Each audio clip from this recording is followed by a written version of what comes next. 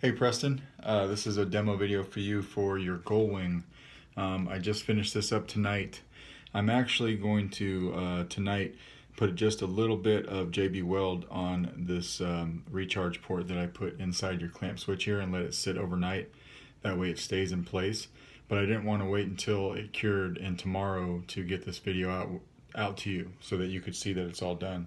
So we can work around this recharge port being loose a little bit, and just know that when it comes to you, it will be epoxied in place. Okay, so I will be giving you a low profile kill key to go in your recharge port so that your clamp card will just slide right on top of it. You'll never see it until you slide it off to charge it up. Another thing during this video is it's going to say cell energy critical before I turn it on, because I have not charged this yet. I will be charging it tonight and sending it to you with a full charge. But I just got done wiring everything up. I was excited, wanted to get this out of the way. So let's get into it. This is a Gullwing, so we went with the crystal chamber right here. Pop this open, and I custom made your crystal chamber. That is a real quartz crystal in there. I got some mechanics mesh in there. These 3 rods are brass rods that I put on a drill and then use a Dremel. I hand do all these because I don't have a lathe, and then I bend them slightly with a torch to try to get, you know, those rods to bend towards your crystal. So it looks pretty cool. When this came to me, I had to epoxy in the magnets into your doors, so those are all done, and they close very nicely. Open up, and then they close very nicely, and then when it closes, it doesn't open up accidentally on you. You do have a set screw here that takes this grenade section off. Don't open this. The battery is here, and then I have a little bit of wire coming up here for your neopixel pins that are right here. You do have a low profile pin holder that I printed for these pins so that you can get as much depth as possible and still have enough bite with your retention screw that we'll go over in a second. To get to your board, what you want to do is you want to unscrew this pommel cap just like this, and then I have your 24mm bass speaker right here in its own casing, so it'll pop out like that. You can pull it out. There's enough wire and slack there to where you can leave it hanging down, and I don't know if you can see it in the light, but there's your board. And then you could just put your finger in there. Actually, what I do is put my finger in there, press it to pop it out, and then I take a pair of tweezers and I pop it right out. But you can see I'll stop right when I'm touching the board. Right there, I'm touching the board. So easy access, as easy as it could be on this guy. Take your board in and out for your sound fonts, whatever you want to do, and then I just take this speaker and just twist it a little bit as I'm pushing it in to get those wires nice and tidy. And then that speaker holder won't go past this right here. It stays flush with that guy. That's by design. And then you can take your pommel cap and just slide it right on. There's a little bit of a lip on that speaker holder that goes past the speaker, because the speaker will want to grab to this pommel cap because it's metal and the speaker's magnetic. So I made a little bit of a lip there to where they'll never touch, so you'll never get heavy distortion from the speaker magnetized to your pommel. So that's what we did there. Let's turn it on. So like I said, I have not epoxied this in place yet, so it's going to look a little awkward for me trying to get this out. Once this is JB welded in place, you'll be able to take your finger and just pop out the kill key.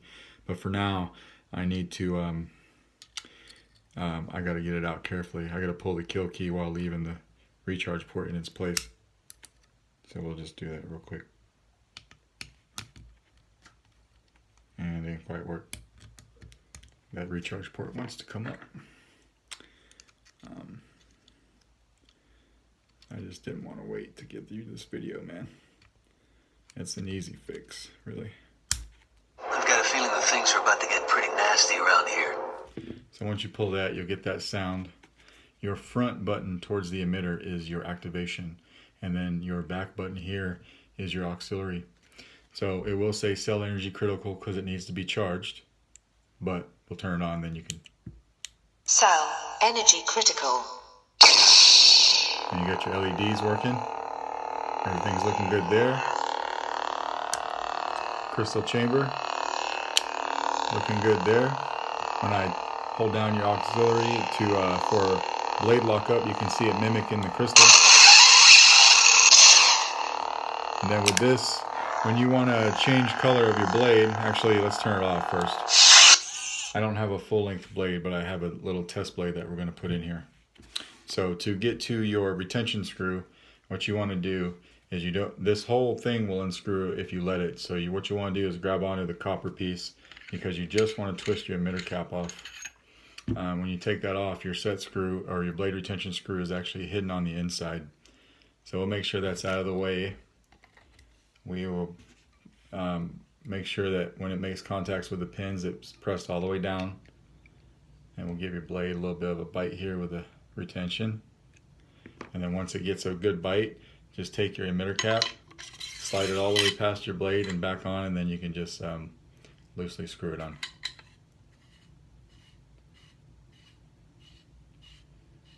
Just like that. So now everything is working fine. And we'll turn this light off so you can see what I mean. Cell energy critical. Smooth swing.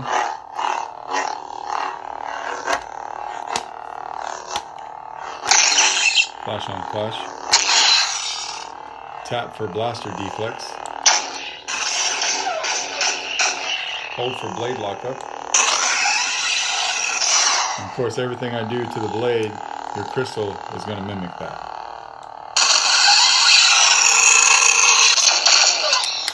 So to change color while the blade is on, what you want to do, let's change the effect first, because I got kind of an unstable effect going on.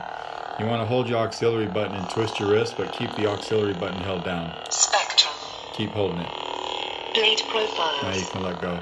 Now on blade profiles, you can just twist your hilt. Just like that.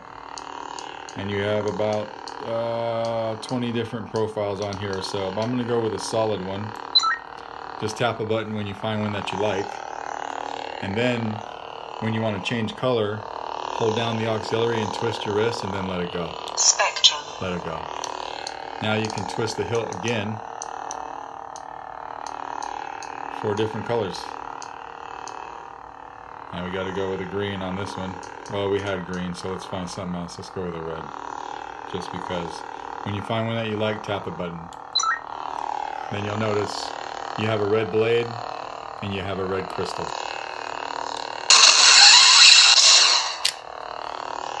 And we'll turn it off.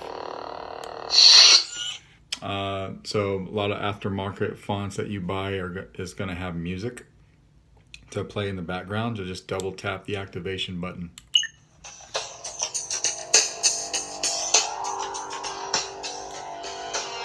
Cell energy critical.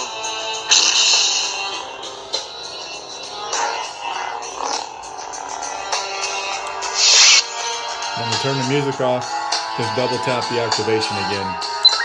Just like that. To change your sound fonts, you're going to want to hold down the auxiliary when the blade is off until you hear this. Sound bank selection. Now you can cycle up or down with either button. Exit menu. The force is with you, young. When you find one that you like, just hold down the button.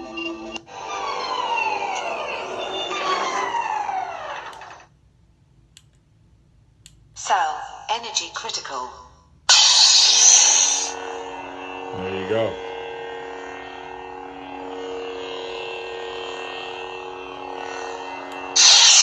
So that is your hilt, sir, all done. I'm going to epoxy in this recharge port down in here, so make sure that it stays there and let it cure overnight, and then I will get this out to you in the mail tomorrow. Thanks.